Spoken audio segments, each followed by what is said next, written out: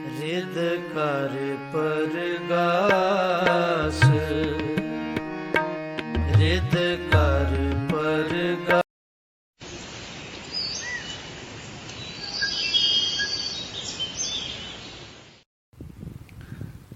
ਵਾਹਿਗੁਰੂ ਜੀ ਕਾ ਖਾਲਸਾ, ਵਾਹਿਗੁਰੂ ਜੀ ਕੀ ਫਤਿਹ। ਗੁਰੂ ਪਿਆਰੀ ਸਾਧ ਸੰਗਤ ਜੀ, ਅਸੀਂ ਜਪਜੀ ਸਾਹਿਬ ਜੀ ਦੀ ਪਾਵਨ ਬਾਣੀ ਦੇ ਅਰਥ, ਉਚਾਰਨ, ਵਿਸ਼ਰਾਮ, ਪ੍ਰਮਾਣਾ ਸਹਿਤ ਸਰਵਣ ਕਰ ਰਹੇ ਹਾਂ। We are listening to Japji Sahib Path with meaning, punctuation, pronunciation, with example.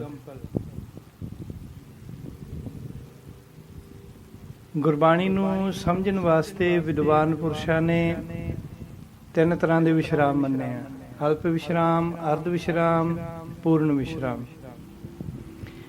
ਅਲਪ Vishram means a short pause, and ardha vishram means a slightly longer pause. Then alpa vishram. Purna vishram means full stop. ਅਸੀਂ ਜੋ ਇਸ ਬਾਣੀ ਦੇ ਅਰਥ ਕਰ ਰਹੇ ਹਾਂ, ਉਹ ਭਾਈ ਕਾਹਨ ਸਿੰਘ ਜੀ ਨਾਭਾ ਦੇ ਮਹਾਨ ਕੋਸ਼ ਮੁਤਾਬਕ, ਫਰੀਦਕੋਟ ਵਾਲੇ ਟੀਕੇ ਦੇ ਮੁਤਾਬਕ,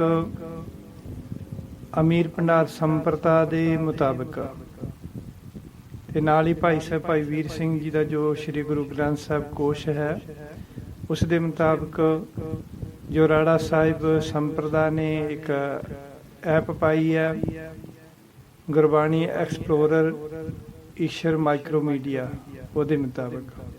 ਸੋ ਹੋਰ ਕਈ ਮਹਾਂਪੁਰਸ਼ਾਂ ਦੇ ਸਾਰਿਆਂ ਦੇ, ਇਹਨਾਂ ਸਾਰਿਆਂ ਦੇ ਹੋਰ ਮਹਾਂਪੁਰਸ਼ਾਂ ਤੇ ਵਿਦਵਾਨਾਂ ਦੇ ਵਿਚਾਰਾਂ ਨੂੰ ਲੈ ਕੇ ਫਿਰ ਇਹ ਅਰਥ ਉਸ ਦੇ ਮੁਤਾਬਕ ਕਰ ਰਹੇ ਹਾਂ ਆਪਾਂ।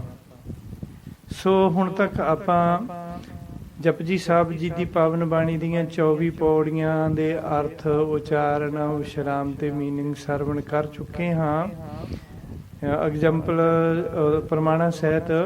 ਹੁਣ ਆਪਾਂ ਇਸ ਤੋਂ ਅੱਗੇ 25ਵੀਂ ਪੌੜੀ ਦੇ ਅਰਥ, ਉਚਾਰਨ ਤੇ ਵਿਸ਼ਰਾਮ ਸਰਵਣ ਕਰਦੇ ਹਾਂ ਜੀ। ਬਹੁਤਾ ਕਰਮ ਲਿਖਿਆ ਨਾ ਜਾਏ। ਇੱਥੇ ਜਿਹੜਾ ਵਿਸ਼ਰਾਮ ਹੋਣਾ ਹੈ, ਕਰਮ ਦੇ ਉੱਪਰ ਆਊਗਾ। ਬਹੁਤਾ ਕਰਮ ਵਿਸ਼ਰਾਮ, ਲਿਖਿਆ ਨਾ ਜਾਏ, ਇਸ ਤਰ੍ਹਾਂ। ਸੋ ਇਹਦਾ ਉਚਾਰਨ ਤਕਰੀਬਨ ਠੀਕ ਹੈ, ਸਾਰੇ ਠੀਕ ਕਰਦੇ ਹਨ। ਤਾਂ ਇਸ ਨੂੰ ਇਸੇ ਤਰ੍ਹਾਂ ਆਪਾਂ ਪੜ੍ਹਨਾ ਹੈ। ਬਹੁਤਾ ਕਰਮ ਲਿਖਿਆ ਨਾ ਜਾਏ, ਕਰਨ ਤੇ ਥੋੜ੍ਹਾ ਜਿਹਾ ਰੋਕਾਂਗੇ ਆਪਾਂ। ਇਸ ਪੰਕਤੀ ਦਾ ਅਰਥ ਹੈ ਕਿ ਸਾਡੇ ਉੱਤੇ ਵਾਹਿਗੁਰੂ ਦੀਆਂ ਮਿਹਰਬਾਨੀਆਂ ਬਹੁਤ ਹਨ। ਕਰਮ ਮੀਨਸ ਮਿਹਰਬਾਨੀ, ਕਿਰਪਾ ਕਰਨੀ, ਦਇਆ ਕਰਨੀ, ਮਿਹਰ ਕਰਨੀ। ਬਹੁਤਾ ਮਤਲਬ ਬਹੁਤ, ਕਰਮ ਮੀਨਸ ਮਿਹਰਬਾਨੀਆਂ। ਵਾਹਿਗੁਰੂ ਦੀਆਂ ਸਾਡੇ ਉੱਤੇ ਬਹੁਤ ਮਿਹਰਬਾਨੀਆਂ ਹਨ। ਲਿਖਿਆ ਨਾ ਜਾਏ ਦਾ ਮਤਲਬ ਹੈ ਜੋ ਲਿਖੀਆਂ ਨਹੀਂ ਜਾ ਸਕਦੀਆਂ ਅਤੇ ਕਹੀਆਂ ਵੀ ਨਹੀਂ ਜਾ ਸਕਦੀਆਂ, ਇਸ ਤਰ੍ਹਾਂ। ਦੈਨ ਵੱਡਾ ਦਾਤਾ ਤਿਲ ਨਾ ਤਮਾਈ। ਦਾਤਾ ਤੇ ਵਿਸ਼ਰਾਮ ਆਊਗਾ। ਵੱਡਾ ਦਾਤਾ ਵਿਸ਼ਰਾਮ, ਤਿਲ ਨਾ ਤਮਾਈ, ਇਸ ਤਰ੍ਹਾਂ। ਦਾਤਾ ਦੇ ਉੱਪਰ ਥੋੜਾ ਜਿਹਾ ਰੁਕ ਕੇ ਫੇਰ ਬੋਲਣਾ ਤਿਲ ਨਾ ਤਮਾਈ। ਵੱਡਾ ਦਾਤਾ ਤਿਲ ਨਾ ਤਮਾਈ। ਸੋ ਇਹਦਾ ਉਚਾਰਨ ਵੀ ਤਕਰੀਬਨ ਠੀਕ ਹੈ। ਸੋ ਦਾਤਾ ਦਾ ਮਤਲਬ ਦਾਤਾ ਤੇ ਬਖਸ਼ਿਸ਼ਾਂ। ਤਿਲ ਦਾ ਅਰਥ ਹੈ ਤਿਲ ਜਿੰਨੀ, ਥੋੜੀ ਜੀ, ਰੰਚਕ ਮਾਤਰ, ਥੋੜੀ ਜੀ। ਤਮਾਏ ਮਤਲਬ ਤਮਾ, ਇੱਛਾ। ਸੋ ਅੱਜ ਜਿਵੇਂ ਕਹਿੰਦੇ ਆਈ ਹੋਪ, ਮੇਰੀ ਇੱਛਾ। ਤਾਂ ਇਸ ਪੰਕਤੀ ਦਾ ਅਰਥ ਹੈ ਵੱਡਾ ਦਾਤਾ ਤਿਲ ਨਾ ਤਮਾਈ। ਇਸ ਦਾ ਅਰਥ ਹੈ ਕਿ ਵਾਹਿਗੁਰੂ ਦੀਆਂ ਦਿੱਤੀਆਂ ਦਾਤਾਂ ਤੇ ਬਖਸ਼ਿਸ਼ਾਂ ਬਹੁਤ ਵੱਡੀਆਂ ਹਨ।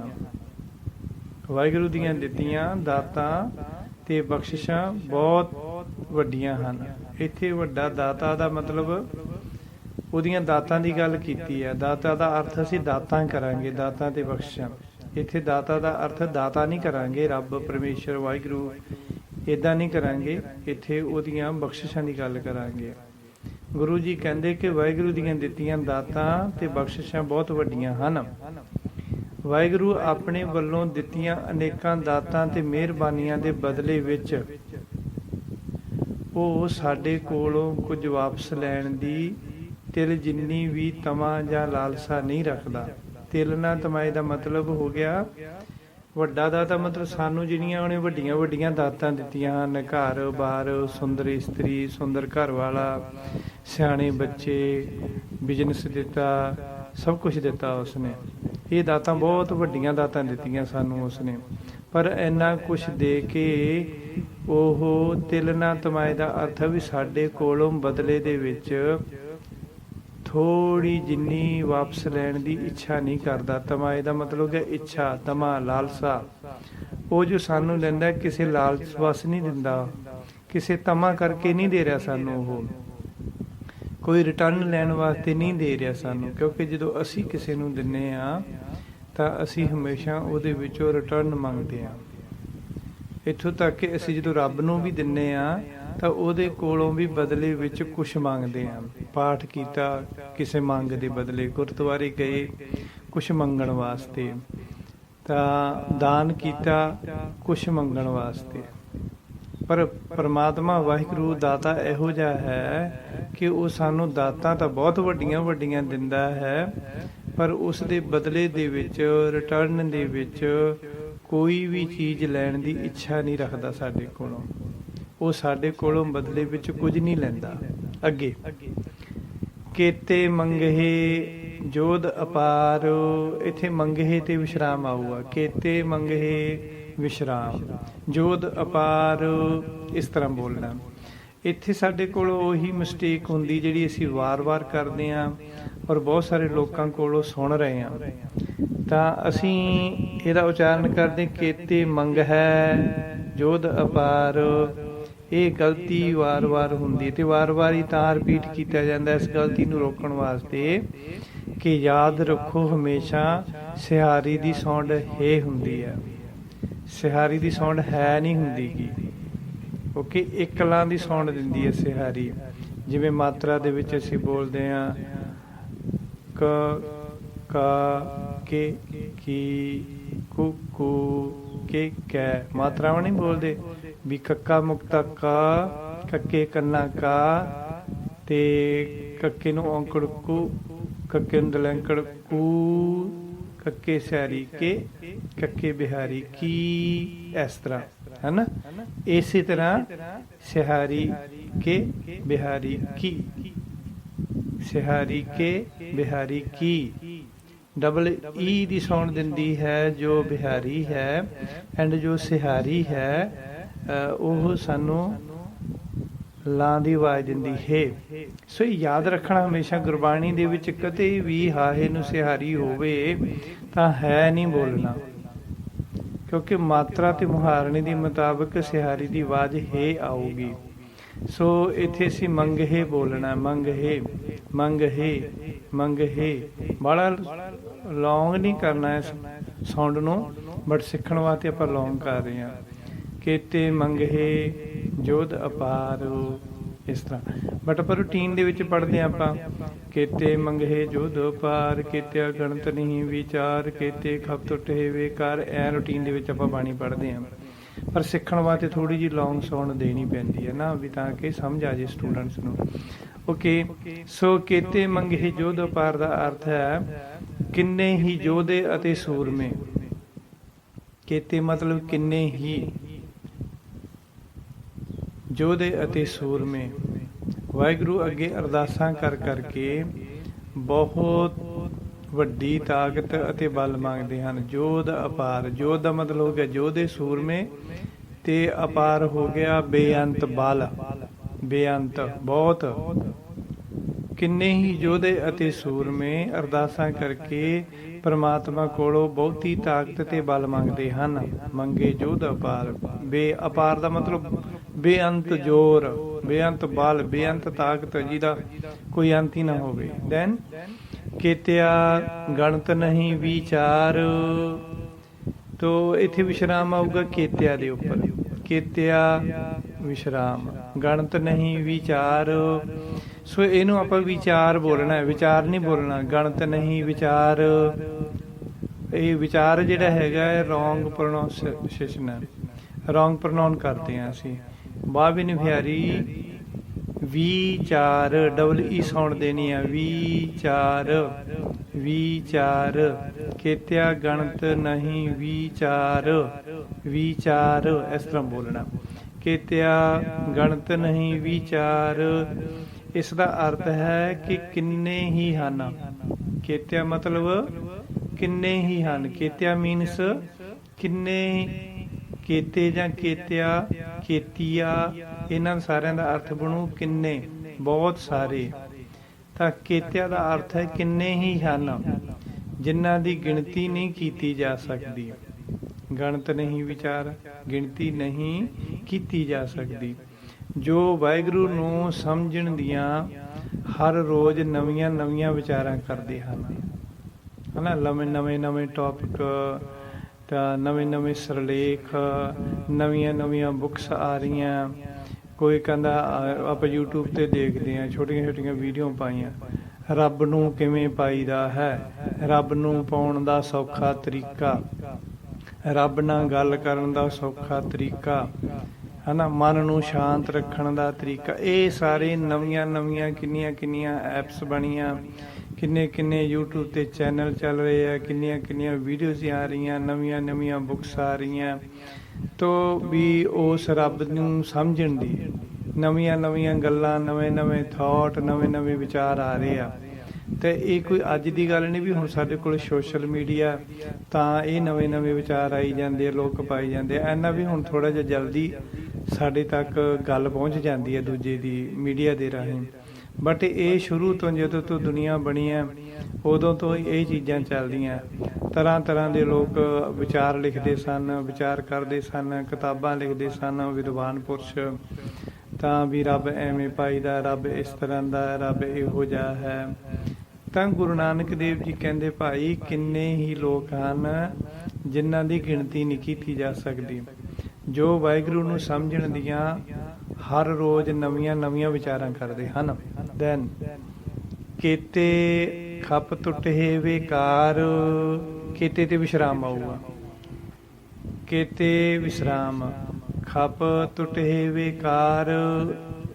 ਹੁਣ ਇੱਥੇ ਉਹੀ ਆਪਾਂ ਫਿਰ ਰਿਪੀਟ ਕਰਦੇ ਗਲਤੀ ਨੂੰ। ਅਸੀਂ ਬੋਲਦੇ ਟੁੱਟ ਹੈ ਵੇਕਾਰ, ਟੁੱਟ ਹੈ ਨਹੀਂ ਕਹਿਣਾਗਾ। ਤੱਤੇ ਔਂਕੜ ਟੈਂਕਾ ਹਾਹੇ ਸਿਆਰੀ, ਟੁੱਟ ਹੈ ਹਾਹੇ ਨੂੰ ਸਿਆਰੀ ਹੈ ਸਾਉਣ ਦੇਣੀ ਆ ਹਮੇਸ਼ਾ। ਟੁੱਟ ਹੈ ਵੇਕਾਰ। ਤਾਂ ਵਿਆਕਰਨ, ਗ੍ਰਾਮਰ ਜੋ ਵੀ ਹੈ ਉਸ ਦੇ ਮੁਤਾਬਕ ਸਾਰੀਆਂ ਮਾਤਰਾਵਾਂ, ਮੁਹਾਰਨੀਆਂ, ਅੱਖਰ ਸਾਰਿਆਂ ਦੀ ਆਪਦੀ ਆਵਾਜ਼ ਹੁੰਦੀ ਆ। ਤੇ ਬਾਕੀ ਮੁਹਾਰਨੀ ਤਾਂ ਸਪੈਸ਼ਲੀ ਜਿਹੜੀ ਹੁੰਦੀ ਆ, ਮੁਹਾਰਨੀ ਦੀ ਸਾਊਂਡ ਹਮੇਸ਼ਾ ਹੀ ਆਪਦੀ ਹੁੰਦੀ ਆ। ਉਂਝ ਅੱਖਰਾਂ ਦੀ ਸਾਊਂਡ ਤਾਂ ਇੱਕ ਦੂਜੇ ਨਾਲ ਮਿਲ ਜਾਂਦੀ ਆ, ਜਿਵੇਂ ਜੱਜੇ ਦੇ ਨਾਲ ਝੱਜਿਆ ਦੀ ਸਾਊਂਡ ਮਿਲ ਜਾਂਦੀ ਆ, ਬੱਬੇ ਦੇ ਨਾਲ ਭੱਬੇ ਦੀ ਸਾਊਂਡ ਮਿਲ ਜਾਂਦੀ ਆ। ਇਸ ਤਰ੍ਹਾਂ ਦੇ ਨਾਲ ਸਾਊਂਡ ਨੰਨੇ ਦੀ ਨਾਣੇ ਨਾਲ ਮਿਲ ਜਾਂਦੀ ਆ। ਜਿਵੇਂ ਗੁਰਬਾਣੀ ਚ ਉਹਦਾ ਨਾ ਭਾਰ ਸਹਿ ਮਨ ਚਾਰ, ਉੱਥੇ ਲਿਖਿਆ ਮਨ, ਮੰਮਾ ਨੰਨਾ ਮਨ। ਤਾਂ ਅਰਥ ਉਹਦਾ ਬਣਦਾ ਵੀ ਮਨ ਮੀਨਸ 40 kg, ਇੱਕ ਮਨ 140 kg। ਤਾਂ ਉੱਥੇ ਗੁਰਬਾਣੀ ਚ ਲਿਖਿਆ ਮੰਮਾ ਨੰਨਾ ਮਨ, ਤਾਂ ਅਰਥ ਉਹਦਾ ਬਣੂਗਾ ਮਨ 40 kg।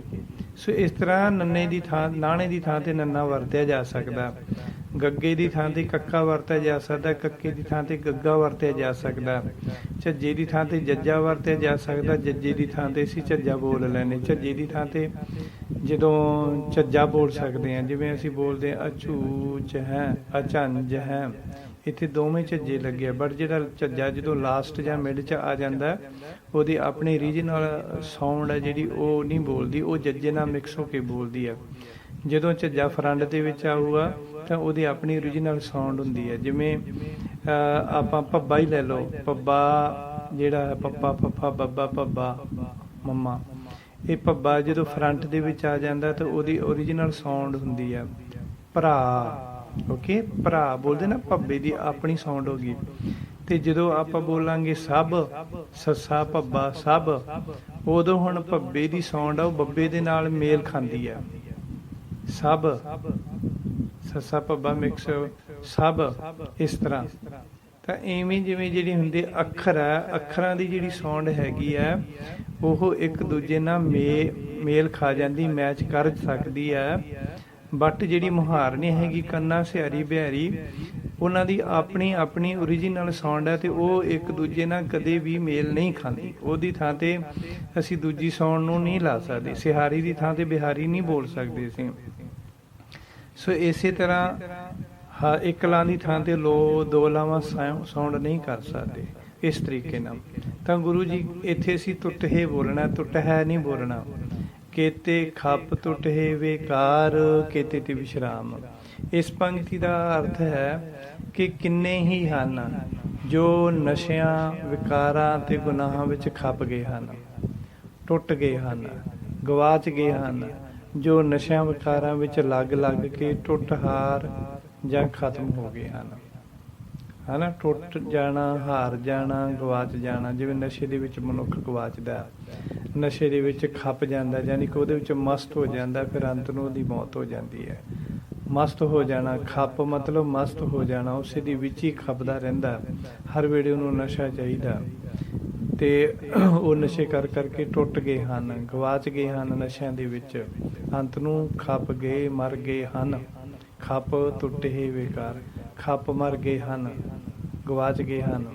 ਸੋ ਇਸ ਤਰ੍ਹਾਂ ਕਿੰਨੇ ਹੀ ਲੋਕ ਹਨ ਜੋ ਗੁਨਾਹਾਂ ਤੇ ਵਿਕਾਰਾਂ ਵਿੱਚ ਖੱਪ ਗਏ ਹਨ, ਟੁੱਟ ਗਏ ਹਨ, ਗਵਾਚ ਗਏ ਹਨ। ਇਹ ਇਕੱਲਾ ਨਸ਼ਾ ਇਹਦੇ ਵਿੱਚ ਨਹੀਂ ਬੰਦਾ ਖੱਪਦਾ, ਨਸ਼ੇ ਵਿੱਚ ਹੀ ਨਹੀਂ ਗਵਾਚਦਾ ਮਨੁੱਖ, ਨਸ਼ੇ ਵਿੱਚ ਹੀ ਨਹੀਂ ਮਰਦਾ ਮਨੁੱਖ, ਵਿਕਾਰਾਂ ਵਿੱਚ ਵੀ ਮਰ ਜਾਂਦਾ ਹੈ। ਬੁਰੇ ਵਿਚਾਰ ਬੰਦੇ ਦੇ ਮਨ ਵਿੱਚ ਆਉਂਦੇ ਆ, ਉਹਨਾਂ ਵਿੱਚ ਵੀ ਖੱਪ ਜਾਂਦਾ ਬੰਦਾ। ਗੁਨਾਹ ਕਰਦਾ, ਗਲਤੀਆਂ ਕਰਕੇ ਵੀ ਬੰਦਾ ਖੱਪ ਮਰ ਜਾਂਦਾ। ਦੈਨ ਕੇਤੇ ਲੈ ਲੈ ਮੁੱਕਰ ਪਾਹੇ, ਕੇਤੇ ਵਿਸ਼ਰਾਮ, ਲੈ ਲੈ ਮੁੱਕਰ ਪਾਹੇ, ਇਹਦਾ ਤਕਰੀਬਨ ਉਚਾਰਨ ਠੀਕ ਹੈ। ਕੇਤੇ ਦੇ ਉੱਤੇ ਵਿਸ਼ਰਾਮ ਕਰਨਾ। ਗੁਰੂ ਜੀ ਕਹਿੰਦੇ ਕਿੰਨੇ ਹੀ ਹਨ ਜੋ ਵਾਹਿਗੁਰੂ ਕੋਲੋਂ ਦਾਤਾਂ ਲੈ ਕੇ ਮੁੱਕਰੀ ਜਾ ਰਹੇ ਹਨ। ਕਿੰਨੇ ਹੀ ਹਨ ਜੋ ਵਾਹਿਗੁਰੂ ਕੋਲੋਂ ਦਾਤਾਂ ਲੈ ਕੇ ਮੁੱਕਰੀ ਜਾ ਰਹੇ ਹਨ, ਭੁੱਲੀ ਜਾ ਰਹੇ ਹਨ। ਕਿੰਨੇ ਹੀ ਲੋਕ ਹਨ ਜੋ ਦੂਜਿਆਂ ਕੋਲੋਂ ਪੈਸੇ ਜਾਂ ਹੋਰ ਚੀਜ਼ਾਂ ਲੈ ਕੇ ਮੁੱਕਰ ਜਾਂਦੇ ਹਨ। ਦੋਵੇਂ ਅਰਥ ਬਣਾਏ ਆ ਇਹਦੇ ਵਿਦਵਾਨਾਂ ਨੇ। ਜਿਹੜਾ ਸਰਲ ਭਾਵ ਅਰਥ ਹੋ ਗਿਆ ਉਹ ਆਪਾਂ ਬਾਹਰੀ ਅਰਥ ਕਰਾਂਗੇ ਵੀ ਕਿੰਨੇ ਹੀ ਲੋਕ ਹਨ ਜੋ ਦੂਜਿਆਂ ਕੋਲੋਂ ਚੀਜ਼ਾਂ ਲੈ ਕੇ ਮੁੱਕਰ ਜਾਂਦੇ ਹਨ ਵੀ ਮੈਂ ਤੇਰੇ ਕੋਲੋਂ ਕਦੀ ਲਈ ਸੀ, ਮੈਂ ਤੇਰਾ ਕੀ ਦੇਣਾ, ਮੈਂ ਤੈਨੂੰ ਕਦੋਂ ਦੇਣਾ, ਮੈਂ ਤੇਥੋਂ ਕੀ ਲਿਆ ਸੀ। ਇਹ ਬਾਹਰੀ ਅਰਥ ਹੈ। ਅੰਤਰੀ ਭਾਵ ਅਰਥ ਇਹ ਹੈ ਕਿ ਕਿੰਨੇ ਹੀ ਲੋਕ ਵਾਹਿਗੁਰੂ ਕੋਲੋਂ ਦਾਤਾਂ ਲੈ ਕੇ ਮੁੱਕਰ ਰਹੇ ਹਨ। ਜਿਵੇਂ ਕਿਸੇ ਨੇ ਅਖੰਡ ਪਾਠ ਕਰਾਉਣ ਦੀ ਅਰਦਾਸ ਕਰ ਲਈ, ਮੇਰਾ ਇਹ ਕੰਮ ਹੋ ਜੇ, ਉਹਦਾ ਕੰਮ ਹੋ ਗਿਆ ਪਰ ਅਖੰਡ ਪਾਠ ਨਹੀਂ ਕਰਵਾਇਆ। ਪੁੱਤਰ ਹੋ ਗਿਆ ਪਰ ਅਖੰਡ ਪਾਠ ਨਹੀਂ ਕਰਵਾਇਆ। ਅਰਦਾਸ ਕਰਕੇ ਬਿਜ਼ਨਸ ਚਲਾਇਆ ਸੀ ਪਰ ਉਹ ਜਿਹੜੀ ਸੁੱਖਣਾ ਸੁੱਖੀ ਸੀ, ਅਰਦਾਸ ਸੁੱਖੀ ਸੀ, ਉਹ ਪੂਰੀ ਨਹੀਂ ਕੀਤੀ। ਰੱਬ ਕੋਲੋਂ ਘਰ ਵੀ ਲੈ ਲਿਆ, ਪੁੱਤ ਲੈ ਲਿਆ, ਬਿਜ਼ਨਸ ਲੈ ਲਿਆ, ਸਭ ਕੁਝ ਲੈ ਲਿਆ, ਸਰੀਰ ਦੀ ਤੰਦਰੁਸਤੀ ਵੀ ਲੈ ਲਈ, ਪਰ ਉਹ ਜਿਹੜੀਆਂ ਅਰਦਾਸਾਂ ਕੀਤੀਆਂ ਸਾਨੂੰ ਭੁੱਲ ਗਏ। ਰੱਬ ਕੋਲੋਂ ਲੈ ਲਿਆ ਪਰ ਉਹਦੇ ਨਾਲ ਕੀਤਾ ਹੋਇਆ ਵਾਅਦਾ ਭੁੱਲ ਗਏ। ਇਸ ਤਰ੍ਹਾਂ ਗੁਰੂ ਮਹਾਰਾਜ ਜੀ ਕਹਿੰਦੇ ਆ ਕਿ ਮਨੁੱਖ ਰੱਬ ਕੋਲੋਂ ਦਾਤਾਂ ਲੈ ਕੇ ਮੁੱਕਰੀ ਜਾ ਰਹੇ ਹਨ। ਜਿਵੇਂ ਸਾਨੂੰ ਰੱਬ ਨੇ ਘਰ ਦਿੱਤਾ, ਰੱਬ ਨੇ ਸਾਨੂੰ ਪਰਿਵਾਰ ਦਿੱਤਾ, ਰੱਬ ਨੇ ਸਾਨੂੰ ਪੈਸਾ ਦਿੱਤਾ ਤੇ ਅਸੀਂ ਖੁਸ਼ ਹਾਂ, ਹੈਪੀ ਹਾਂ। ਬਟ ਜਿਸ ਦਿਨ ਸਾਨੂੰ ਥੋੜ੍ਹੀ ਜਿਹੀ ਪ੍ਰੋਬਲਮ ਆਉਂਦੀ ਆ ਤਾਂ ਉਹਦੇ ਅਸੀਂ ਗੁੱਸੇ 'ਚ ਕਹਿੰਦੇ ਰੱਬ ਨੇ ਸਾਨੂੰ ਕੀ ਦਿੱਤਾ, ਰੱਬ ਨੇ ਤਾਂ ਕੁਛ ਨਹੀਂ ਦਿੱਤਾ, ਸਾਰਾ ਕੁਛ ਮੈਂ ਆਪ ਬਣਾਇਆ। ਤੇ ਜਦੋਂ ਨਹੀਂ ਸੀ ਉਦੋਂ ਰੱਬ ਕੋਲੋਂ ਦਾਤਾਂ ਲੈਣ ਵਾਸਤੇ ਬੇਨਤੀਆਂ ਕਰਕੇ ਹੀ ਸਾਰੀਆਂ ਚੀਜ਼ਾਂ ਲਈਆਂ। ਤੇ ਜਦੋਂ ਮਿਲ ਜਾਂਦੀਆਂ ਉਦੋਂ ਕਹਿੰਦੇ ਲੈ ਰੱਬ ਨੇ ਸਾਡੇ ਵਾਸਤੇ ਕੀ ਕੀਤਾ, ਰੱਬ ਨੇ ਕੁਛ ਨਹੀਂ ਕੀਤਾ, ਇਹ ਸਾਰਾ ਕੁਛ ਮੈਂ ਕੀਤਾ। ਇਸ ਵਾਸਤੇ ਗੁਰੂ ਨਾਨਕ ਦੇਵ ਜੀ ਕਹਿੰਦੇ ਕੇਤੇ ਲੈ ਲੈ ਮੁੱਕਰ ਪਾਹੇ। ਸੋ ਪਾਹੇ ਕਹਿਣਾ, ਪਾਏ ਨਹੀਂ ਕਹਿਣਾਗਾ ਆਪਾਂ ਇਸ ਨੂੰ, ਹਾਹੇ ਸਿਆਰੀ ਆ ਪਾਹੇ। ਕੇਤੇ ਮੂਰਖ ਖਾਹੀ ਖਾਹੇ, ਮੂਰਖ ਦੇ ਉੱਤੇ ਵਿਸ਼ਰਾਮ ਆ। ਕੇਤੇ ਮੂਰਖ ਵਿਸ਼ਰਾਮ, ਖਾਹੀ ਖਾਹੇ। ਹੁਣ ਆਪਾਂ ਇਹਨੂੰ ਖਾਹੀ ਖਾਏ ਨਹੀਂ ਕਹਿਣਾ ਜਾਂ ਖਾਈ ਖਾਏ ਨਹੀਂ ਕਹਿਣਾ, ਰੌਂਗ ਵਿਸ਼ਰਾਮ ਆ। ਹਾਹੇ ਦੀ ਸਾਊਂਡ ਨਹੀਂ ਨਿਕਲਦੀ ਇਹਦੇ ਵਿੱਚੋਂ, ਖਾਈ ਖਾਏ ਦੇ ਵਿੱਚ ਈੜੀ ਦੀ ਸਾਊਂਡ ਨਿਕਲਦੀ ਆ। ਅਸੀਂ ਗਲਤ ਅੱਖਰ ਨਹੀਂ ਬੋਲਣੇ, ਜਿਹੜੇ ਅੱਖਰ ਲਿਖੇ ਆ ਬਾਣੀ ਦੇ ਵਿੱਚ ਉਹੀ ਬੋਲਣੇ ਆ। ਨਾ ਤਾਂ ਆਪਦੇ ਕੋਲੋਂ ਅਸੀਂ ਕੋਈ ਅੱਖਰ ਲਾ ਸਕਦੇ ਹਾਂ ਵੱਧ ਤੇ ਨਾ ਕੋਈ ਘੱਟ ਅੱਖਰ ਬੋਲ ਸਕਦੇ ਹਾਂ। ਪੂਰੇ ਪੂਰੇ ਅੱਖਰ ਬੋਲਾਂਗੇ ਤੇ ਜਿਹੜਾ ਅੱਖਰ ਲੱਗਿਆ ਹੋਇਆ ਬਾਣੀ ਵਿੱਚ ਉਸੇ ਦੀ ਆਵਾਜ਼ ਦੇਵਾਂਗੇ, ਉਸੇ ਦੀ ਸਾਊਂਡ ਕਰਾਂਗੇ ਅਸੀਂ। ਕੇਤੇ ਮੂਰਖ ਖਾਹੀ ਖਾਹੇ, ਹੇ ਬੋਲਣਾ, ਖਾਹੀ ਖਾਹੇ ਇਸ ਤਰ੍ਹਾਂ। ਸੋ ਇਸ ਪੰਕਤੀ ਦਾ ਅਰਥ ਹੈ ਕਿੰਨੇ ਹੀ ਬੇਸਮਝ ਤੇ ਮੂਰਖ ਲੋਕ ਹਨ। ਮੂਰਖ ਮਤਲਬ ਕਿੰਨੇ ਹੀ ਬੇਸਮਝ ਤੇ ਮੂਰਖ ਲੋਕ ਹਨ ਜੋ ਦੂਜਿਆਂ ਕੋਲੋਂ ਪੈਸਾ ਜਾਂ ਚੀਜ਼ਾਂ ਵਾਪਸ ਦੇਣ ਦਾ ਵਾਅਦਾ ਕਰਕੇ ਖਾਈ ਜਾਂਦੇ ਹਨ, ਪਰ ਫਿਰ ਵਾਪਸ ਕਰਨ ਤੋਂ ਮੁੱਕਰ ਜਾਂਦੇ ਆ। ਗੁਰੂ ਜੀ ਕਹਿੰਦੇ ਹਨ ਕਿ ਉਹ ਆਪਣੇ ਆਪ ਨੂੰ ਮੂਰਖ ਸਾਬਤ ਕਰਦੇ ਹਨ ਕਿ ਅਸੀਂ ਮੂਰਖ ਹਾਂ, ਕਿਉਂਕਿ ਉਹਨਾਂ ਨੂੰ ਖੁਦ ਨੂੰ ਪਤਾ ਹੁੰਦਾ ਪਰ ਅਸੀਂ ਖਾਧਾ, ਪਰ ਫਿਰ ਵੀ ਕਹਿੰਦੇ ਆ ਨਹੀਂ ਖਾਧਾ। ਤਾਂ ਇਹਦਾ ਮਤਲਬ ਉਹਨੂੰ ਖੁਦ ਨੂੰ ਪਤਾ ਹੁੰਦਾ ਵੀ ਮੈਂ ਮੂਰਖ ਹਾਂ, ਪਰ ਉਹ ਆਪਣੇ ਆਪ ਨੂੰ ਸਿਆਣਾ ਸਮਝਦਾ। ਤੇ ਜੀ ਤੋਂ ਲੈ ਕੇ ਖਾਧਾ ਹੁੰਦਾ ਉਹਨੂੰ ਵੀ ਪਤਾ ਹੁੰਦਾ ਵੀ ਮੇਰੇ ਕੋਲੋਂ ਤਾਂ ਲਿਆ, ਪਰ ਫਿਰ ਵੀ ਇਹ ਕਹਿੰਦਾ ਨਹੀਂ ਲਿਆ, ਉਹਨੂੰ ਵੀ ਪਤਾ ਲੱਗ ਜਾਂਦਾ ਮੂਰਖ ਹੈ। ਜਿਵੇਂ ਗੁਰੂ ਗੋਬਿੰਦ ਸਿੰਘ ਜੀ ਮਹਾਰਾਜ ਦੇ ਦਰਬਾਰ ਵਿੱਚ ਇੱਕ ਸੁਥਰਾ ਨਾਮ ਦਾ ਸਿੱਖ ਰਹਿੰਦਾ ਸੀ। ਉਹ ਸੰਗਤਾਂ ਨੂੰ ਬਹੁਤ ਹਸਾਇਆ ਕਰਦਾ ਸੀ, ਪਰ ਉਸ ਦੇ ਹਾਸੇ ਵਿੱਚ ਵੀ ਗਿਆਨ ਦੀਆਂ ਗੱਲਾਂ ਹੁੰਦੀਆਂ ਸਨ। ਉਹ ਹਰ ਰੋਜ਼ ਬਾਜ਼ਾਰ ਵਿੱਚੋਂ ਇੱਕ ਹਲਵਾਈ ਕੋਲੋਂ ਇੱਕ ਗਲਾਸ ਦੁੱਧ ਪੀਂਦਾ ਅਤੇ ਇੱਕ ਪਾਈਆ ਮਠਿਆਈ ਵੀ ਰੋਜ਼ ਖਾ ਜਾਂਦਾ ਤੇ ਪੈਸੇ ਉਧਾਰ ਕਰ ਲੈਂਦਾ। ਜਦ ਬਹੁਤ ਸਮਾਂ ਬੀਤ ਗਿਆ ਤਾਂ ਹਲਵਾਈ ਨੇ ਸੁਥਰੇ ਕੋਲੋਂ ਪੈਸੇ ਮੰਗੇ ਤਾਂ ਅੱਗੋਂ ਸੁਥਰਾ ਕਹਿੰਦਾ ਮੈਂ ਤੇਰੇ ਕਿਹੜੇ ਪੈਸੇ ਦੇਣੇ ਹਨ। ਹਲਵਾਈ ਕਹਿੰਦਾ ਵੀ 1 ਸਾਲ ਹੋ ਗਿਆ ਤੂੰ ਮੇਰੇ ਕੋਲੋਂ ਉਧਾਰ ਦੁੱਧ ਪੀ ਰਿਹਾ। ਸੁਥਰਾ ਕਹਿੰਦਾ ਨਾ, ਮੈਂ ਤੇਰਾ ਦੁੱਧ ਪੀਤਾ ਹੀ ਨਹੀਂ ਹੈ ਤੇ ਨਾ ਹੀ ਮੈਂ ਤੇਰੇ ਕੋਲੋਂ ਕੋਈ ਪੈਸੇ ਦੇਣੇ ਹਨ, ਨਾ ਮੈਂ ਤੇਰਾ ਦੁੱਧ ਪੀਤਾ, ਨਾ ਮੈਂ ਤੇਰੀ ਮਠਿਆਈ ਖਾਧੀ। ਹਲਵਾਈ ਨੇ ਦੁਖੀ ਹੋ ਕੇ ਗੁਰੂ ਜੀ ਕੋਲ ਸ਼ਿਕਾਇਤ ਕੀਤੀ ਕਿ ਤੁਹਾਡਾ ਸੁਥਰਾ ਮੇਰੇ ਕੋਲੋਂ ਸਾਲ ਭਰ ਦੁੱਧ ਪੀ ਕੇ ਹੁਣ ਪੈਸੇ ਦੇਣ ਤੋਂ ਮੁੱਕਰ ਗਿਆ। ਗੁਰੂ ਜੀ ਨੇ ਸੁਥਰੇ ਨੂੰ ਬੁਲਾ ਕੇ ਪੁੱਛਿਆ ਤਾਂ ਸੁਥਰੇ ਨੇ ਆਖਿਆ ਕਿ ਗੁਰੂ ਜੀ ਦੁੱਧ ਤਾਂ ਮੈਂ ਪੀਤਾ ਹੈ, ਤੁਹਾਡੇ ਅੱਗੇ ਝੂਠ ਨਹੀਂ ਬੋਲਦਾ, ਪਰ ਪੈਸੇ ਨਹੀਂ ਦੇਣੇ। ਗੁਰੂ ਜੀ ਨੇ ਕਿਹਾ ਕਿਉਂ? ਸੁਥਰਾ ਕਹਿੰਦਾ ਗੁਰੂ ਜੀ ਤੁਸੀਂ ਹੀ ਬਾਣੀ ਵਿੱਚ ਲਿਖਿਆ ਹੈ ਕਿ ਕੇਤੇ ਲੈ ਲੈ ਮੁੱਕਰ ਪਾਹੇ। ਕਿੰਨੇ ਹੀ ਹਨ ਜੋ ਲੈ ਲੈ ਕੇ ਮੁੱਕਰ ਜਾਂਦੇ ਹਨ, ਇਸ ਕਰਕੇ ਮੈਂ ਵੀ ਮੁੱਕਰ ਗਿਆ ਹਾਂ। ਗੁਰੂ ਜੀ ਨੇ ਆਖਿਆ ਹੇ ਸੁਥਰੇ ਅਗਲੀ ਪੰਗਤੀ ਵੀ ਪੜ੍ਹ, ਉਸ ਵਿੱਚ ਅਸੀਂ ਲਿਖਿਆ ਹੈ ਕਿ ਕੇਤੇ ਮੂਰਖ ਖਾਈ ਖਾਹੇ, ਮਤਲਬ ਕਿੰਨੇ ਹੀ ਮੂਰਖ ਹਨ ਜੋ ਲੋਕਾਂ ਦਾ ਖਾ ਪੀ ਕੇ ਮੁੱਕਰ ਜਾਂਦੇ ਹਨ। ਤਾਂ ਮੁੱਕਰਨਾ ਮੂਰਖਾਂ ਦਾ ਕੰਮ ਹੈ, ਉਹ ਵੀ ਤੂੰ ਯਾਦ ਕਰ। ਸੁਥਰਾ ਕਹਿੰਦਾ ਜੀ ਮੈਨੂੰ ਤਾਂ ਆਹੀ ਪੰਗਤੀ ਚੰਗੀ ਲੱਗਦੀ ਆ, ਦੂਜੀ ਕੋਈ ਹੋਰ ਕਿਸੇ ਸਿੱਖ ਨੂੰ ਕਹਿ ਦਿਓ ਪੜ੍ਹ ਲਿਆ ਕਰੇ ਕੇਤੇ ਮੂਰਖ ਖਾਈ ਖਾਏ, ਮੈਨੂੰ ਤਾਂ ਕੇਤੇ ਲੈ ਲੈ ਮੁੱਕਰ ਵਾਲੀ ਪੰਗਤੀ ਚੰਗੀ ਲੱਗਦੀ, ਮੈਂ ਤਾਂ ਇਹੀ ਪੜ੍ਹੂੰਗਾ, ਇਸੇ ਤੇ ਅਮਲ ਕਰਦਾ। ਇਹ ਮੂਰਖ ਖਾਈ ਖਾਏ ਵਾਲੀ ਪੰਗਤੀ ਕਿਸੇ ਹੋਰ ਸਿੱਖ ਨੂੰ ਦੇ ਦਿਓ ਪੜ੍ਹਨ ਵਾਸਤੇ। ਤਾਂ ਉਹਨੇ ਸਮਝਾਇਆ, ਉਸ ਦੀ ਇਸ ਗੱਲ ਨਾਲ ਸਾਰੇ ਹੱਸ ਤਾਂ ਪਏ, ਪਰ ਉਸ ਹਾਸੇ ਦੇ ਵਿੱਚ ਵੀ ਗਿਆਨ ਦੀ ਗੱਲ ਸੀਗੀ। ਗੁਰੂ ਜੀ ਨੇ ਸਮਝਾਇਆ ਕਿ ਇਹ ਸਿੱਖੋ, ਕਿਸੇ ਦਾ ਖਾ ਕੇ ਮੁੱਕਰ ਜਾਣਾ ਖੋਟੀ ਮੱਤ ਵਾਲੇ ਮੂਰਖਾਂ ਦਾ ਕੰਮ ਹੈ। ਗੁਰੂ ਦੀ ਮੱਤ ਦੇ ਧਾਰਨੀ ਗੁਰਸਿੱਖ ਕਿਸੇ ਦਾ ਖਾ ਕੇ ਮੁੱਕਰਦੇ ਨਹੀਂ, ਸਗੋਂ ਕਿਸੇ ਜ਼ਰੂਰਤਮੰਦ ਦੀ ਸਹਾਇਤਾ ਕਰਦੇ ਹਨ। ਇਸ ਤਰ੍ਹਾਂ ਉਹ ਸੁਥਰੇ ਦੇ ਰਾਹੀਂ ਇਸ ਪੰਕਤੀ ਦਾ ਸਹੀ ਅਰਥ ਲੋਕਾਂ ਦੀ ਸਮਝ ਵਿੱਚ ਆ ਗਿਆ। ਤੇ ਉਂਝ ਨਹੀਂ ਮੇਰੇ ਵਰਗੇ ਮੋਟੀ ਮੱਤ ਦੇ ਤਾਂ ਫਿਰ ਆਪਦੇ ਹਿਸਾਬ ਨਾਲ ਹੀ ਪੰਕਤੀਆਂ ਨੂੰ ਜਿਹੜੇ ਜੋ ਕੰਮ ਕਰਦੇ ਉਹ ਜਿਹੀਆਂ ਪੰਕਤੀਆਂ ਗੁਰਬਾਣੀ ਚੋਂ ਕੱਢ ਲੈਂਦੇ ਆ। ਸ਼ਰਾਬੀ ਨਾਲ ਗੱਲ ਕਰ ਲਓ, ਸ਼ਰਾਬੀ ਵੀ ਕੋਈ ਨਾ ਕੋਈ ਗੁਰਬਾਣੀ ਦੀ ਪੰਕਤੀ ਪੜ੍ਹ ਕੇ ਸੁਣਾ ਦੂਗਾ ਤੁਹਾਨੂੰ ਵੀ ਸ਼ਰਾਬ ਪੀਣਾ ਜਾਇਜ਼ ਹੈ। ਮੀਟ ਖਾਣ ਵਾਲਿਆਂ ਨਾਲ ਗੱਲ ਕਰ ਲਓ, ਉਹ ਵੀ ਤੁਹਾਨੂੰ ਕੋਈ ਨਾ ਕੋਈ ਗੁਰਬਾਣੀ ਦੀ ਪੰਕਤੀ ਕੱਢ ਕੇ ਸੁਣਾ ਦੇਣਗੇ ਮੀਟ ਖਾਣਾ ਜਾਇਜ਼ ਹੈ ਜੀ, ਮਨਾ ਕਿੱਥੇ ਕੀਤਾ।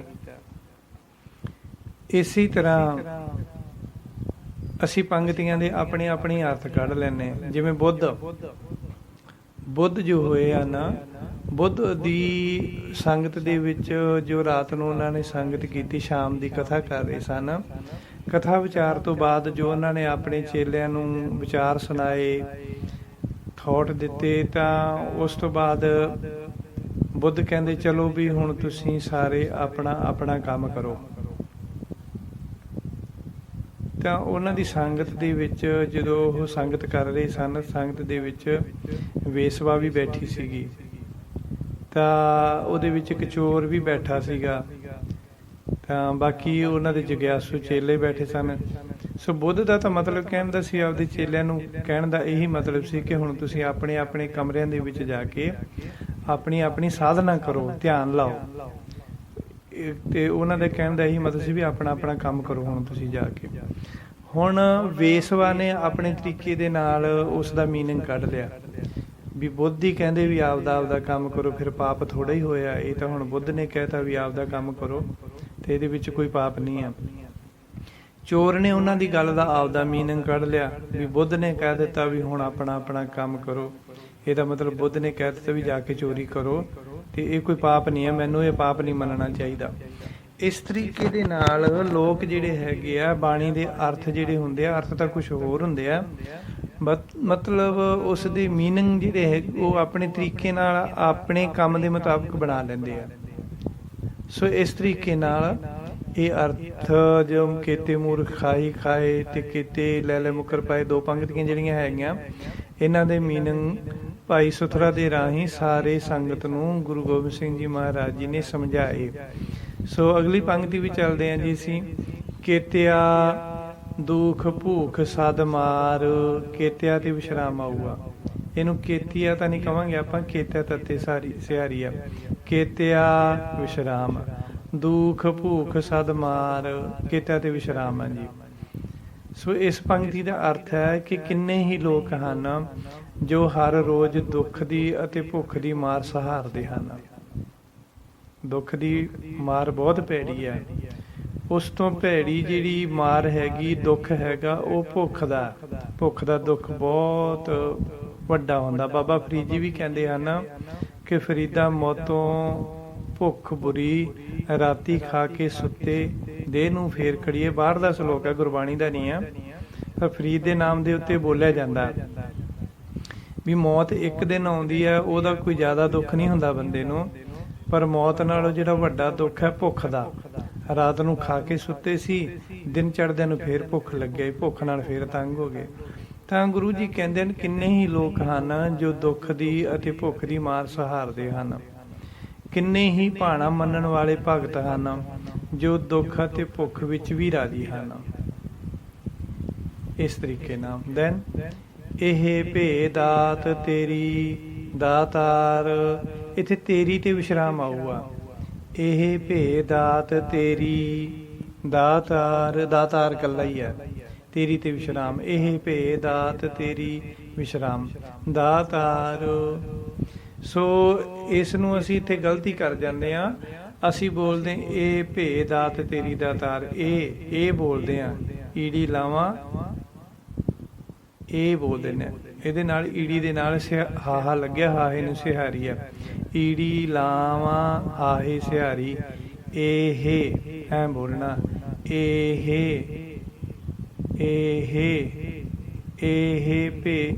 ਭੇਦਾਤ, ਇਹ ਭੇਦਾਤ ਤੇਰੀ ਦਾਤਾਰ। ਸੋ ਇਸ ਦਾ ਅਰਥ ਹੈ ਕਿ ਕਿੰਨੇ ਹੀ ਉਹ ਲੋਕ ਹਨ ਜੋ ਕਹਿੰਦੇ ਹਨ ਕਿ ਹੇ ਵਾਹਿਗੁਰੂ, ਦੁੱਖ ਤੇ ਭੁੱਖ ਸਭ ਤੇਰੀਆਂ ਦਾਤਾਂ ਹਨ। ਦੁੱਖ ਤੇ ਭੁੱਖ ਸਭ ਤੇਰੀਆਂ ਦਾਤਾਂ। ਇਸ ਕਰਕੇ ਜਿਹੜੇ ਸੰਤ ਜਨ ਹਨ ਨਾ, ਉਹ ਜਿਹੜੇ ਭਗਤ ਜਨ ਹਨ, ਉਹ ਦੁੱਖ ਤੇ ਭੁੱਖ ਵਿੱਚ ਰਾਜੀ ਰਹਿੰਦੇ। ਕਹਿੰਦੇ ਵਾਹਿਗੁਰੂ ਦੁੱਖ ਵੀ ਤੇਰੀ ਦਾਤ ਆ ਤੇ ਭੁੱਖ ਵੀ ਤੇਰੀ ਦਾਤ ਆ। ਪਰ ਜਿਹੜੇ ਦੂਜੇ ਲੋਕ ਹਨ, ਉਹ ਭੁੱਖ ਵਿੱਚ ਦੁਖੀ ਹੁੰਦੇ ਹਨ ਤੇ ਦੁੱਖ ਵਿੱਚ ਵੀ ਦੁਖੀ ਹੁੰਦੇ ਹਨ। ਪਰ ਜਿਹੜੇ ਗੁਰਮੁਖ ਜਨ ਹਨ, ਉਹ ਕਹਿੰਦੇ ਹਨ, ਹੇ ਵਾਹਿਗੁਰੂ ਦੁੱਖ ਤੇ ਭੁੱਖ ਸਭ ਤੇਰੀਆਂ ਦਾਤਾਂ ਹਨ, ਇਹ ਭੇ ਦਾਤ ਤੇਰੀ ਦਾਤਾਰ। ਸੋ ਹੈਰਾਨੀ ਦੀ ਗੱਲ ਇਹ ਹੈ ਕਿ ਜਦੋਂ ਸਾਨੂੰ ਘਰ ਕੋਈ ਨਵਾਂ ਮਿਲ ਜੇ ਤਾਂ ਉਦੋਂ ਕਹਿੰਦੇ ਇਹ ਭੇ ਦਾਤ ਤੇਰੀ ਦਾਤਾਰ।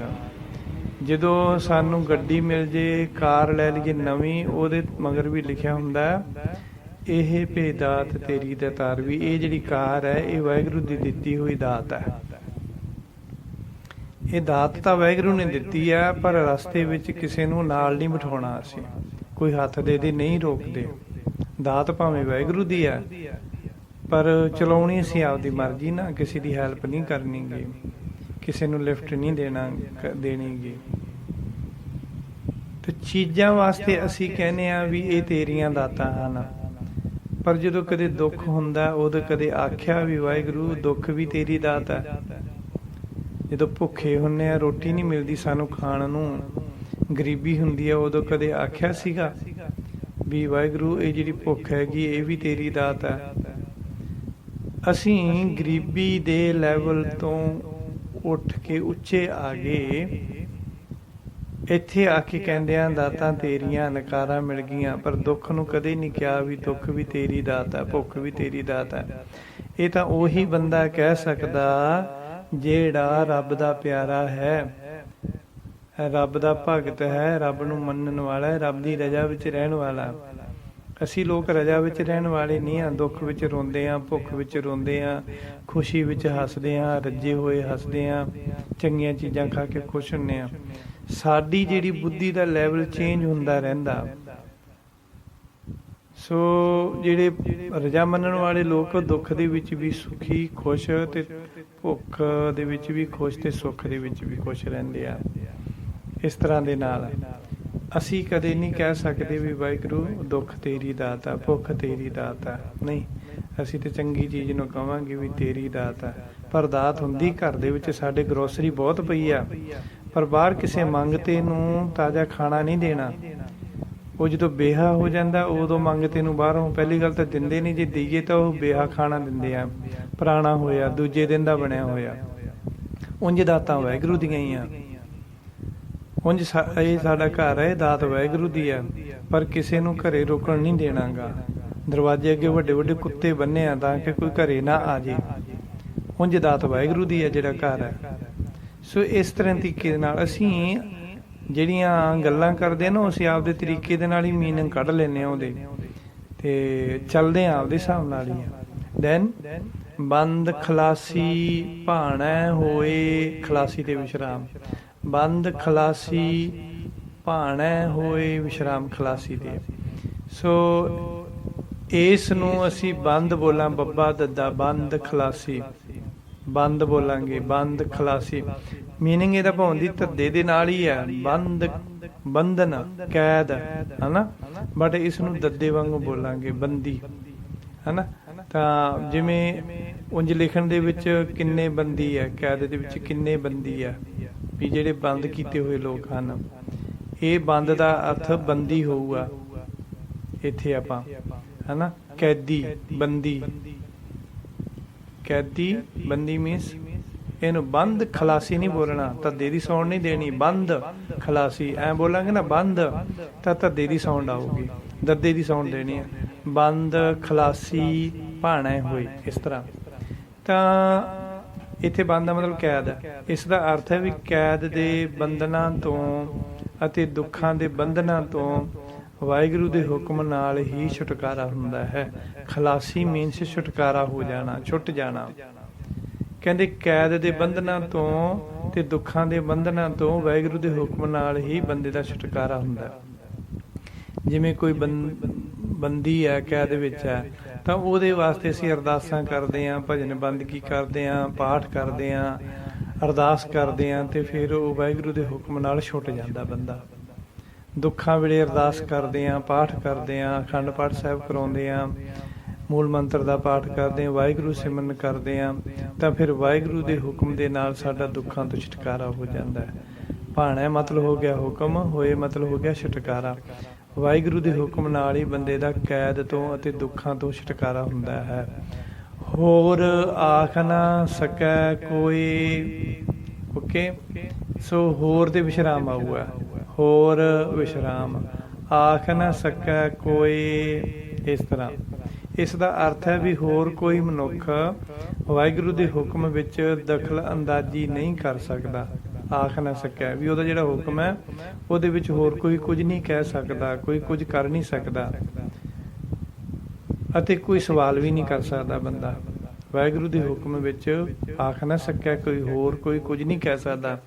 ਜੋ ਉਹਦਾ ਹੁਕਮ ਹੈ ਉਹ ਹੁਕਮ ਉਵੇਂ ਹੀ ਰਹੂਗਾ, ਉਹਦੇ ਵਿੱਚ ਕੋਈ ਵੀ ਦਖਲ ਅੰਦਾਜ਼ੀ ਨਹੀਂ ਕਰ ਸਕਦਾ।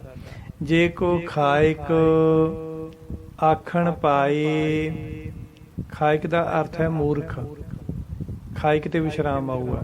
ਜੇ ਕੋ ਖਾਇਕ ਵਿਸ਼ਰਾਮ ਆਖਣ ਪਾਏ, ਇਸ ਦਾ ਅਰਥ ਹੈ ਵੀ ਜੇ ਕੋਈ ਮੂਰਖ ਕੁਝ ਕਹਿਣ ਦੀ ਕੋਸ਼ਿਸ਼ ਕਰਦਾ ਹੈ ਤਾਂ ਉਸ ਦੇ ਹੁਕਮ ਵਿੱਚ ਦਖਲ ਦੇਣ ਦੀ ਕੋਸ਼ਿਸ਼ ਕਰਦਾ ਹੈ।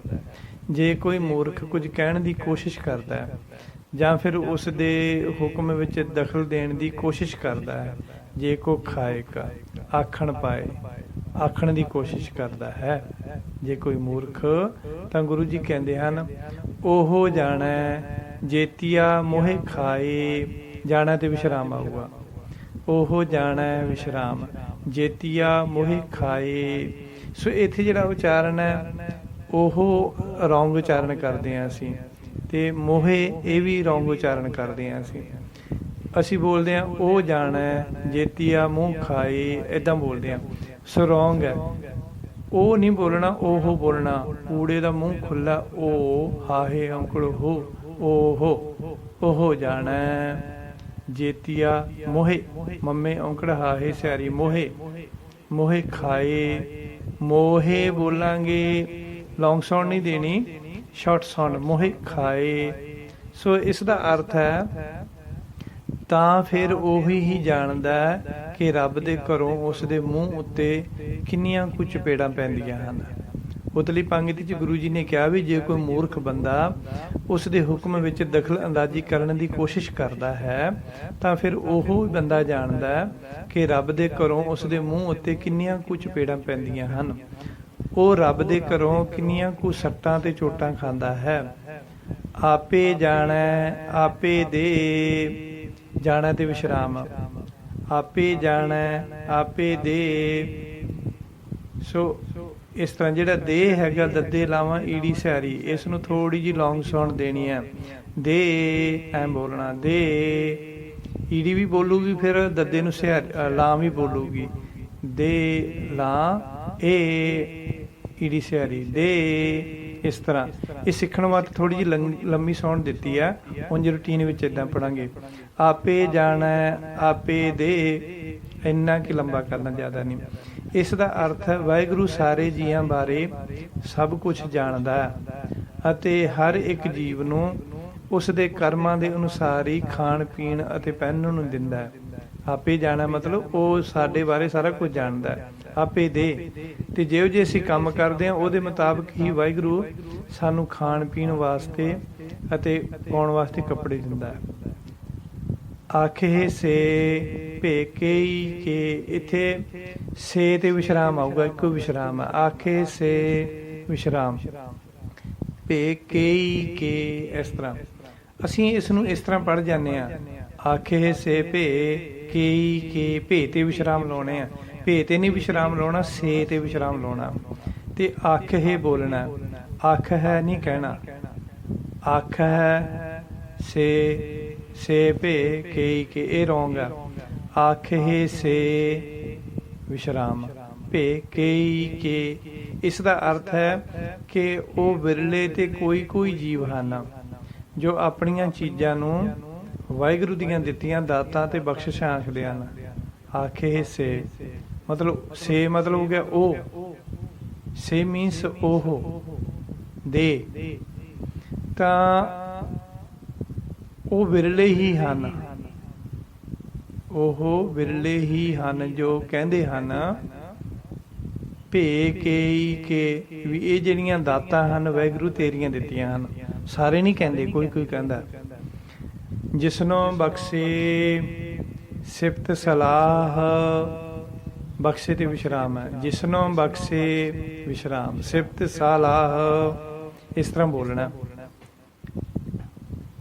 ਬਖਸ਼ੇ ਤੇ ਵਿਸ਼ਰਾਮ ਕਰਾਂਗੇ ਤੇ ਸਲਾਹ ਨਹੀਂ ਬੋਲਣਾ ਗਾ। ਸੱਸਾ ਸੱਸੇ ਕੰਨਾ ਲੱਲੇ ਕੰਨਾ ਹਾ ਹਾ, ਸਲਾਹ ਜਾਂ ਅਸੀਂ ਸਲਾਹ ਕਹਿੰਦੇ ਸੱਸੇ ਨੂੰ ਕੰਨਾ ਨਹੀਂ ਬੋਲਦੇ, ਹਾ ਹਾ ਵੀ ਨਹੀਂ ਬੋਲਦੇ, ਸਲਾਹ ਐ ਨਹੀਂ ਬੋਲਣਾ। ਸਲਾਹ ਸਲਾਹ ਜਿਸਨੋਂ ਬਖਸ਼ੇ ਸਿਫਤ ਸਲਾਹ, ਇਸ ਤਰ੍ਹਾਂ। ਇਸ ਦਾ ਅਰਥ ਹੈ ਕਿ ਵਾਹਿਗੁਰੂ ਜਿਨ੍ਹਾਂ ਨੂੰ ਆਪਣੀ ਮਿਹਰ ਨਾਲ ਨਾਮ ਸਿਮਰਨ ਦੁਆਰਾ ਆਪਣੀ ਸਿਫਤ ਸਲਾਹ ਬਖਸ਼ਦਾ ਹੈ। ਦੇਖੋ ਇਹ ਵੀ ਬਖਸ਼ਿਸ਼ ਹੁੰਦੀ, ਨਾਮ ਸਿਮਰਨ ਵੀ ਬਖਸ਼ਿਸ਼ ਹੈ। ਵਾਹਿਗੁਰੂ ਮਿਹਰ ਕਰਕੇ ਜਿਸਨੋਂ ਬਖਸ਼ੇ, ਜਿਨ੍ਹਾਂ ਨੂੰ ਆਪਣੀ ਮਿਹਰ ਕਰਕੇ ਬਖਸ਼ਦਾ ਹੈ। ਕੀ ਬਖਸ਼ਦਾ? ਸਿਫਤ ਸਲਾਹ, ਯਾਨੀ ਕਿ ਆਪਣੇ ਨਾਮ ਦੀ ਸਿਫਤ ਸਲਾਹ ਜੀਵਾਂ ਨੂੰ ਮਿਹਰ ਕਰਕੇ ਬਖਸ਼ਦਾ। ਉਹ ਹੀ ਬੰਦੇ ਵਾਹਿਗੁਰੂ ਦੇ ਨਾਮ ਦੀ ਸਿਫਤ ਸਲਾਹ ਕਰਦੇ ਹਨ, ਯਾਨੀ ਉਹਦੀ ਸਲਾਹਿਤਾ ਕਰਦੇ ਵਾਹਿਗੁਰੂ ਦੀ, ਉਸ ਦਾ ਨਾਮ ਜਪਦੇ ਆ। ਦੈਨ ਨਾਨਕ ਪਾਤਸ਼ਾਹੀ ਪਾਤਸ਼ਾਹੋ, ਨਾਨਕ ਦੇ ਵਿਸ਼ਰਾਮ, ਨਾਨਕ ਵਿਸ਼ਰਾਮ, ਪਾਤਸ਼ਾਹੀ ਪਾਤਸ਼ਾਹੋ ਇਸ ਤਰ੍ਹਾਂ ਬੋਲਣਾ। ਪਾਤਸ਼ਾਹੀ ਪਾਤਸ਼ਾਹੋ, ਹਾਹੇ ਅੰਕੜ ਹੋ, ਪਾਤਸ਼ਾਹੋ ਇਸ ਤਰ੍ਹਾਂ। ਸੋ ਇਸ ਪੰਕਤੀ ਦਾ ਅਰਥ ਹੈ ਨਾਨਕ ਮੀਨਸ ਗੁਰੂ ਨਾਨਕ ਦੇਵ ਜੀ ਕਹਿੰਦੇ ਹਨ ਪਾਤਸ਼ਾਹੀ ਪਾਤਸ਼ਾਹੋ ਮੀਨਸ ਉਹ ਹੀ ਬਾਦਸ਼ਾਹਾਂ ਦੇ ਬਾਦਸ਼ਾਹ ਹੁੰਦੇ ਹਨ, ਉਹ ਹੀ ਬਾਦਸ਼ਾਹਾਂ ਦੇ ਬਾਦਸ਼ਾਹ ਹੁੰਦੇ ਹਨ। ਕੌਣ ਹੁੰਦੇ ਹਨ ਬਾਦਸ਼ਾਹਾਂ ਦੇ ਬਾਦਸ਼ਾਹ? ਕੌਣ ਹੁੰਦੇ ਹਨ? ਜਿਹੜੇ ਪ੍ਰਮਾਤਮਾ ਦੇ ਨਾਮ ਦੀ ਸਿਫਤ ਸਲਾਹ ਕਰਦੇ ਹਨ ਤੇ ਜਿਹੜੇ ਵਾਹਿਗੁਰੂ ਦੀਆਂ ਦਿੱਤੀਆਂ ਦਾਤਾਂ ਨੂੰ ਵਾਹਿਗੁਰੂ ਦੀਆਂ ਬਖਸ਼ਿਸ਼ਾਂ ਸਮਝਦੇ ਹਨ, ਉਹੀ ਬਾਦਸ਼ਾਹ ਦੇ ਬਾਦਸ਼ਾਹ ਹਨ। ਤੇ ਨਹੀਂ ਤਾਂ ਅਸੀਂ ਤਾਂ ਭਿਖਾਰੀ ਹਾਂ ਸਾਰੇ, ਅਸੀਂ ਬਾਦਸ਼ਾਹ ਥੋੜ੍ਹੇ ਹਾਂ, ਅਸੀਂ ਮੰਗਤੇ ਹਾਂ, ਅਸੀਂ ਭਿਖਾਰੀ ਹਾਂ, ਰੱਬ ਕੋਲੋਂ ਵੀ ਮੰਗਦੇ ਹਾਂ। ਤੇ ਜਿੱਥੇ ਸਾਨੂੰ ਲੋੜ ਹੁੰਦੀ ਵੀ ਬੰਦੇ ਕੋਲੋਂ ਕੁਛ ਮਿਲ ਜੂਗਾ, ਫਿਰ ਉਹਦੇ ਵੀ ਤਰਲੇ ਮਿੰਨਤਾਂ ਕੱਢਦੇ ਹਾਂ, ਭਾਵੇਂ ਬਿਜ਼ਨਸ ਪੁਆਇੰਟ ਤੇ ਕਰੀਏ ਤੇ ਭਾਵੇਂ ਕੋਈ ਚੀਜ਼ ਲੈਣ ਪੁਆਇੰਟ ਤੇ, ਪਰ ਤਰਲੇ ਮਿੰਨਤਾਂ ਭਿਖਾਰੀ ਜ਼ਰੂਰ ਬਣ ਜਾਂਦੇ ਆ। ਬੰਦਿਆਂ ਅੱਗੇ ਵੀ ਭਿਖਾਰੀ ਅਸੀਂ, ਰੱਬ ਅੱਗੇ ਵੀ ਭਿਖਾਰੀ। ਪਰ ਗੁਰੂ ਨਾਨਕ ਦੇਵ ਜੀ ਅਖੀਰਲੀ ਪੰਕਤੀ 'ਚ ਕਹਿੰਦੇ ਹਨ ਕਿ ਨਾਨਕ ਪਾਤਸ਼ਾਹੀ ਪਾਤਸ਼ਾਹੋ, ਉਹ ਹੀ ਬਾਦਸ਼ਾਹ ਦੇ ਬਾਦਸ਼ਾਹ ਹਨ ਜਿਹੜੇ ਹਰ ਰੋਜ਼ ਵਾਹਿਗੁਰੂ ਦੀ ਸਿਫਤ ਸਲਾਹ ਕਰਦੇ ਹਨ, ਵਾਹਿਗੁਰੂ ਦੀਆਂ ਦਿੱਤੀਆਂ ਚੀਜ਼ਾਂ ਨੂੰ ਵਾਹਿਗੁਰੂ ਦੀਆਂ ਦਾਤਾਂ ਸਮਝਦੇ ਹਨ। ਇੱਥੋਂ ਤੱਕ ਆਪਾਂ ਜਪਜੀ ਸਾਹਿਬ ਜੀ ਦੀ ਪਾਵਨ ਪੌੜੀ ਦੀਆਂ 25 ਪੌੜੀਆਂ ਜਪਜੀ ਸਾਹਿਬ ਜੀ ਦੀਆਂ ਸਰਵਣ ਕੀਤੀਆਂ, ਵਿਦ ਐਗਜ਼ਾਮਪਲ ਪ੍ਰੋਨਾਂਸੀਏਸ਼ਨ, ਪੰਕਚੁਏਸ਼ਨ, ਇਸ ਤਰ੍ਹਾਂ। ਠੀਕ ਹੈ ਜੀ, 25 ਪੌੜੀਜ਼ ਅਸੀਂ ਕੰਪਲੀਟ ਕਰ ਲਈਆਂ। ਹੁਣ ਇਸ ਤੋਂ ਅੱਗੇ ਆਪਾਂ ਅਗਲੇ ਪਾਰਟ ਦੇ ਵਿੱਚ ਸੁਣਾਂਗੇ ਜੀ। ਵਾਹਿਗੁਰੂ ਜੀ ਕਾ ਖਾਲਸਾ, ਵਾਹਿਗੁਰੂ ਜੀ ਕੀ ਫਤਿਹ।